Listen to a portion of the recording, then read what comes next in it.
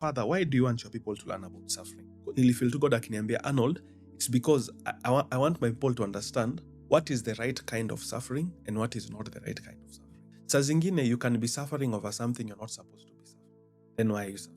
Kuna the right kind of suffering, kuna the suffering that you should allow, na kuna the suffering you should not allow. You have to understand, in your life, anything you allow is likely to take the lead. If you choose to allow this, it will take the lead over your life. But if you choose to disallow this, it will also take the lead over your life.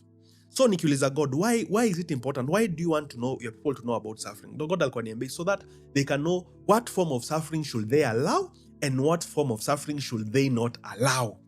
Usikubali all types of suffering when this kind of suffering is not the right kind of suffering that you should be going through. Right? The reason I'm teaching that is so that you can understand what is the right kind of suffering. May I remember when I started following Jesus for who Jesus is and everything that comes up, that is about Jesus.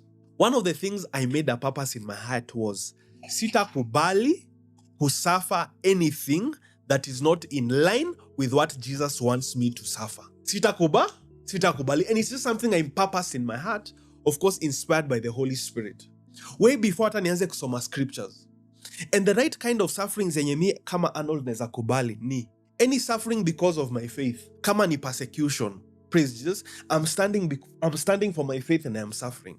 That's a suffering worth allowing.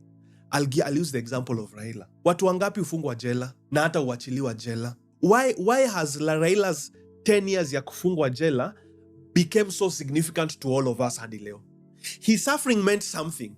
Watu wengine wamefungwa hata 30 years wrongfully over things they've never done. Na hata wakiachiliwa kesho na hata wavai hata wachana na MP, decide tu wavai hata chairman wa association fulani watakataliwa. Why has Raila's suffering been very significant that people always talk about it hadi leo? So what kind of suffering is actually the right kind of suffering that is in line to this I should allow na ni gani sifai kuallow? Well, I was asking God, why do you want your people to learn about suffering? That's the reason aliniambia.